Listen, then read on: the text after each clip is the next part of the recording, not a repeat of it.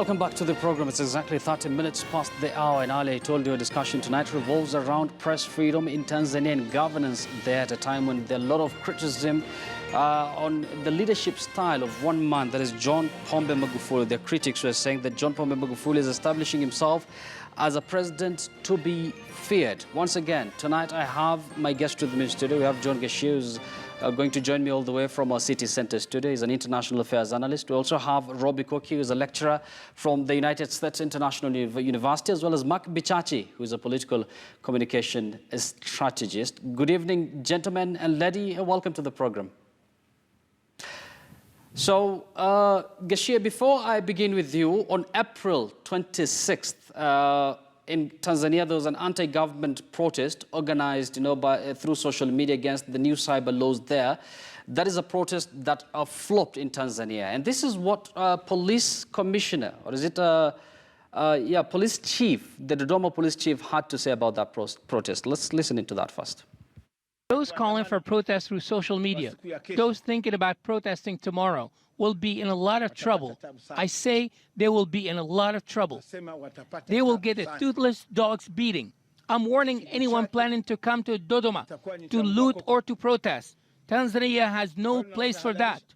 We have space for working. We have space for celebration, but we have no space for protest in Dodoma. Now, Gashie, let me begin with you. I know you have a difficulty hearing me. I hope I'm clear now. This is what the police chief, the Dodoma police chief, had to say with regards to that protest. Quote unquote, he said, those who plan to demonstrate will seriously suffer. They will be beaten like stray dogs. So I'm sure you've been following, politics surrounding East African countries, to be specific, Tanzania as well. This is something that has it shocked you in any way?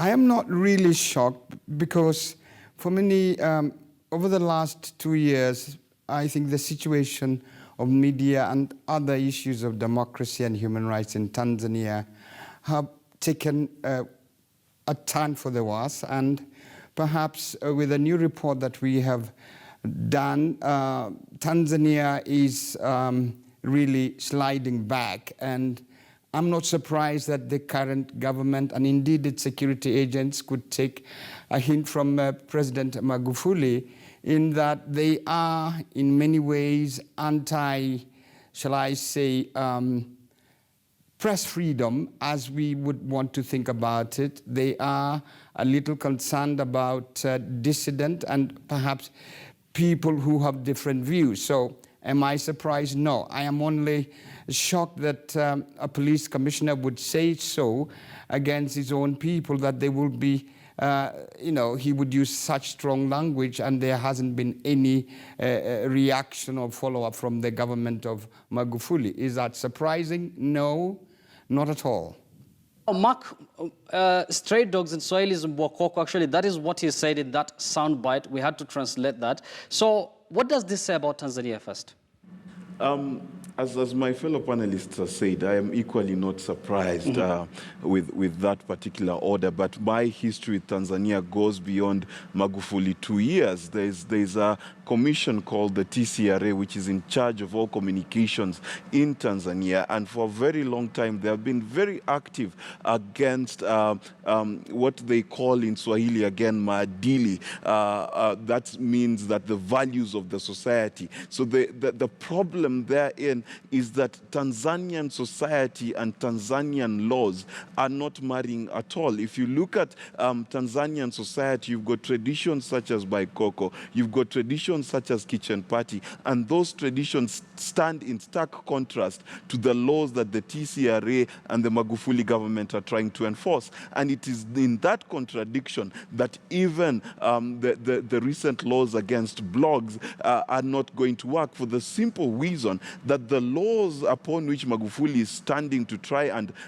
curtail such activity, including in music, are laws that are contrary to the very culture and the very party spirit of Tanzanians. And that is not something that is unique to Magufuli. It's actually been done by various presidents differently, but Magufuli has that authoritarian flair that has enabled the police chief to be able to say with such confidence the words that he said. But Tanzania has also always had a conservative law, but a very liberal society, which is the contradiction here that we're beginning to see. Yes. Now, Robbie, let me get to you. And before we look at the 2018 index ranking on, it's a report that was released by the Reporters Without Borders, it's always said that the ultimate sign of a dictator is, when a leader limits freedom of the press. And these are leader in question. Of course, we're debating Magufuli and by extension Tanzania has clamped down on various TV stations as well as radio stations. What does this say about the state of press freedom in Tanzania? I think what it says is that history repeats itself. If you go into theory and understand why media exists, I would like to pick a theorist called Al-Sutha. And Al-Sutha argues that the state exists with its apparatus, and its apparatus are two. Some are repressive, the police, the army. Then there is that one that drives their ideology, which is the media, the church, and schools. So therefore, I think Magufuli has really done his history well and understood in order to be in charge of a country like Tanzania, which you say, in spite of having, laws and, regulations, they are basically liberal, the best way to rule and be comfortable ruling, and that's not just, unique to him. I think you've seen it all over the world with the Trumps of this world. I don't need to mention the leaders that exist today. Apparently, democracy is supposed to be a space in which people are free to speak and talk about things and create consensus. But in real sense, no leader wants anybody to protest or create disturbance in their situation. And I think Magufuli is just a good student of history. Gashie, Robbie says that Magufuli is a good student of history. I'm sure the likes of Julius Nyerere, a Pan-African who is well known across the continent as well as across the world, I'm sure he's not going to take lightly whatever is happening in Tanzania now. Yes, but perhaps let's look at it from a historical perspective, in that Tanzania has, as a government, and rather the ruling establishment and the media, have always had a very interesting, shall I say, contestation of space. And in this contestation, the loser has, over the years, been the people of Tanzania, to start with, and secondly, the media industry, and third, the closure of, civic space, press freedom, and human rights. Perhaps just to give you a context, since 2005, Tanzania has perhaps passed a number of bills. One of them is a Cybercrime Act of 2015. The other one is the Statistics Act of 2015. And we have the Media Services Act of 2016 and Access to Information Act of 2016. And perhaps the most interesting one is the Electronic and Postal Communication Online Content Regulation of 2018. These four media legislations perhaps speak volumes of what perhaps a government in Tanzania is intending to do to clamp down on the media space. They have used perhaps a variety of actions, ranging from stopping media content, threatening journalists, arresting journalists, and closure of media institution. And perhaps even the wording of this media-related bills and regulations are quite vague, which means perhaps the government in Tanzania is looking for a way to clamp down on the media. Now, perhaps bringing in Nyerere, I would say, in a way, perhaps is set, in my view, the pace through which all subsequent leaders of Tanzania, that is Ali Hassan Mwinyi, Benjamin Mkapa, who incidentally was a journalist, and then, of course, Jakaya Kikwete, and now Magufuli. Of all these five in row, I think the most perhaps draconian and anti-media freedom is Magufuli.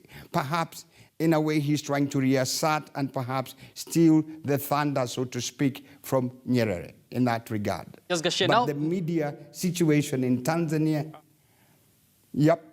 Let me engage Mark now. Mark, if you look at the detail of that Cybercrime Act that Gashia has talked about, it has, of course, some sweeping new internet regulations. The Tanzanian government apparently has now introduced a $930 fee for those wanting to have an online blog. Something simple as a blog, you're required to pay about $930. That is about 90,000 Kenyan shillings. I mean, there are those who see this as a threat to freedom of expression.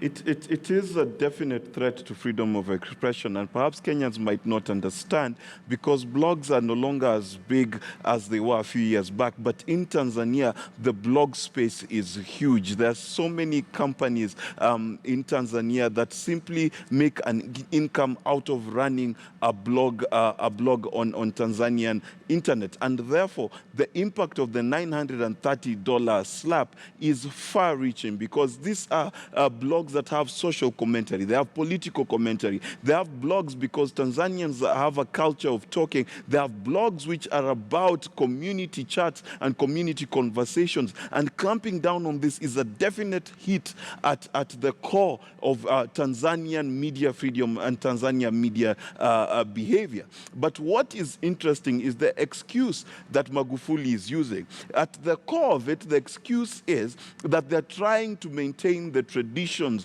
of Tanzanians, which on the surface looks good. But over the years, as my fellow panelists have said, there are many media houses that have been threatened of closure, even by the Jakaya Kikwete regime, simply because of airing things which the government did not think was palpable and acceptable to them. And therefore, the reality of the matter is, John Magufuli is definitely positioning himself to be able to dictate the airwaves and what Tanzanians get to hear. But what has been critical and been missing in all those laws was the ability to control the online space, which is what he's clamping on today. So the media space in the next 3-4 years in Tanzania will be tightly squeezed and tightly controlled, and expect a lot more arrests as well. Yes, Robbie, Mark says we should expect a lot of more arrests in Tanzania. And at the moment, Tanzania actually is ranked better than Kenya. It's ranked at number 93 by the Reporters Without Borders. Kenya is at number 96. But I think they're just a dwarf among midgets, with all due respect to Kenya and Uganda. But the cost of blogging there, the fees, they are $930. This is something that is not happening in Kenya. Do you think this will perhaps be a barrier for some of the bloggers there? I think when you focus people on issues that touch their conversations and their lives, and you make something that would otherwise be ignored, give it attention, then people will start paying attention. Why is it that these people are being, given those kind of fees to run a blog on free blogosphere? And of course, it's not Tanzanian per se, it's global. But I think the idea behind Magufuli is to make sure that really towards the next election, that he has made sure that his position is the only one that will be taken. Because I read somewhere he said that, press freedom, has a limit. And the limit is that it should serve its purpose. And of course, as we know today, societies have changed. I've heard Mark talk about Tanzanian traditions, and I would like to argue that what tradition? I mean, Tanzania has over 140-something tribes. So what tradition is this that they're talking about? I think Tanzania has for long been looked at as a country that is really passive and, really fun-liking. But there are critical issues that have never come to light in terms of what we are told about what is really happening on the ground. Because every time you see a protest, there are simmering issues that have not been addressed over the years, in spite of the fact that probably Magufuli came in with the idea of work, with the idea of correcting society or organizations. I think at the end of the day, for people to take placards and go out and protest, I think Kenya, we are used to that, but generally for Tanzanians to do that, then there are simmering, underlying issues that probably are not being mentioned. And what Magufuli is trying to do is make sure the world doesn't have a different impression of that country and make it look as docile as it always has looked over the years. Now, Gashie, if you look at the initial days of President Magufuli's presidency, he was the man, the man when it comes to politics, and he is known to have focused more on the misuse of public resources, cancelling expensive state celebrations. Actually, I remember at some point, our education CS, the then education CS, Fred Matiang'i, was being referred to as Matiang'i. So, as Magufuli. So, where do you think this president went wrong? I would say this for a start, that we have, as my lady panelist said, Tanzania has had an interesting, shall I say, profiling, that it is a peaceful, more homogeneous, more peace-loving and more laid back, and that perhaps Tanzania is a little slightly different from Kenya or even Uganda. But perhaps the bigger thing is that what we have in Tanzania, for lack of a better term, is a very domineering political superstructure, the CCM, which in many ways borrows a lot of its tactics, strategy, and even philosophy from the Communist Party of China. And perhaps what is very, very interesting is that CCM does not brook any dissent, any opposition, and perhaps what people don't see is that underlining and behind this facade of stability, Tanzanians are in many ways seeking a change, a different political dispensation, a different political discourse.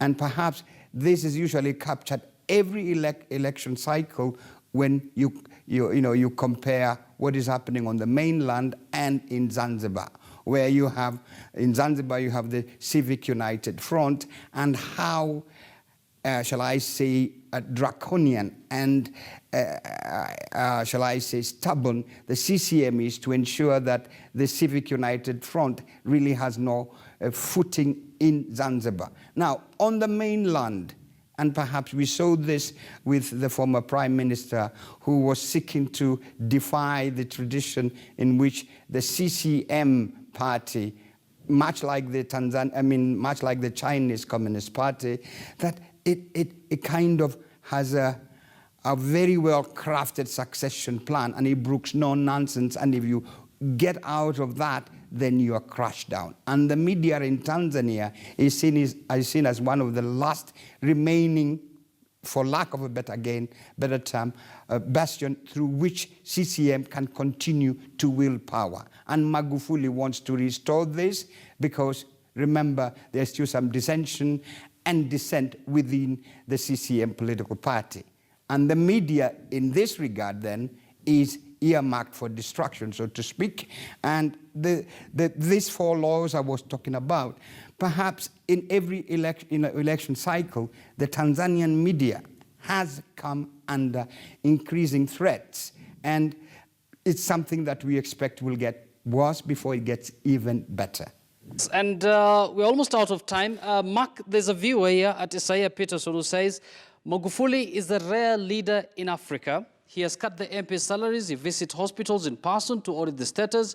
He sacked port officials who cannot explain operation of system. He fired a drunk cabinet minister. His style is authoritarian but transformative. There are those who think that people are a little bit harsh on Magufuli.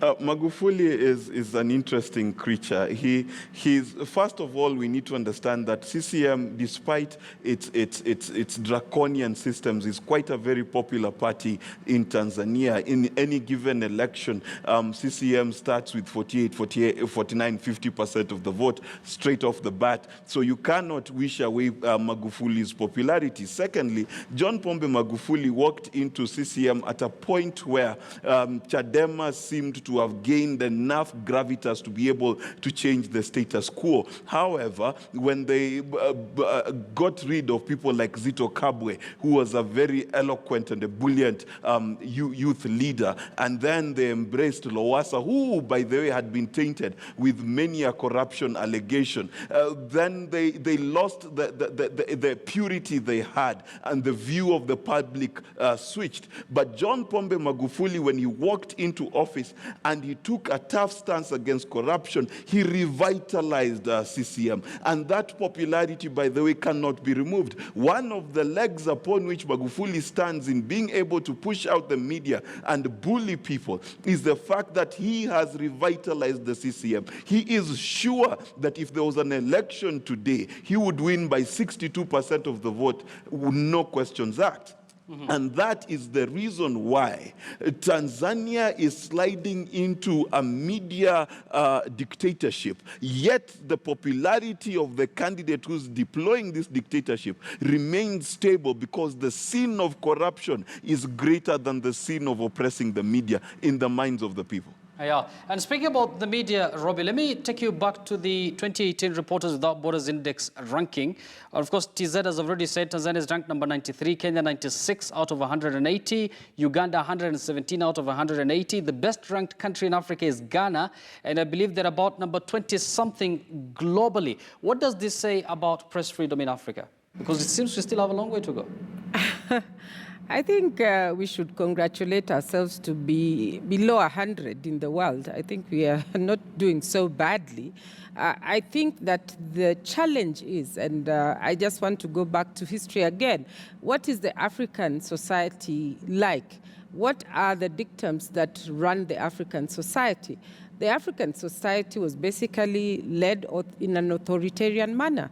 And therefore, there wasn't so much rebellion, there wasn't so much contrary voice, there wasn't so much, of people airing ideologies that were not basically from the center. Likewise, we know that many of our countries have had public broadcasting for so long that public broadcasting has been merged to look like state broadcast stations. And therefore, it has been the norm in Africa to more or less have one voice from government right to the media. But with the emergence of private, media houses such as this, with the emergence of the growth of journalism as a profession, with the emergence of more educated people who understand issues, it is no longer status quo. It is not longer business as usual. And therefore, I think we are not badly off. We might be hit as media ever so often. I think every election year we are ready for a beating, and then we get back to our feet and we start running with the stories of the day. I think we should not really punch ourselves so hard. We are trying our best. When an issue arises, we follow, whether it is through radars. I mean, you people in the media, you've been out there severally. I've seen you being thrown all over the place, but you still move on. So for me, I think the idea is to strengthen what we as journalists believe, to strengthen the role of media in society, let more people believe in why the media exists by telling stories that touch their lives, by telling stories that are relevant to their way of life, relevant to what happens to them day to day. And therefore, I think that we are going places. I like the optimism in you. Thanks a lot, Robbie Corky, for your input. I'm sure the media stakeholders are going to take points from your point of view there. She's a lecturer from USIU, Mark Bichache, political communication strategist, as well as John Gashia is an international affairs analyst. Before I go over to our images of the day earlier, we did ask you in a Twitter poll, what's your take on Tanzanian President John Magufuli's style of leadership? Edwin says that's one of the best leadership style for the prismatic societies. Joan 254 says, tells the truth as it is. I like when he said people should till their farms for food because he's busy marshalling funds for railway and other infrastructure projects, so he wouldn't do any relief food there. One final one. Let me get one final one. Atowino Kotiano says Magufuli is a typical African leader who has no room for divergent views. The advent for citizen journalism is contributing to this. Tanzanians emphasized on Ujamaa and ignored human rights. An interesting comment there from Owino Kotiano. Many thanks for your feedback. Now it's about time I take you over to our images of the day. And Meghan Markle and Prince Harry have revealed more details about their wedding as the big day approaches. So let's take a look at some of the pictures there.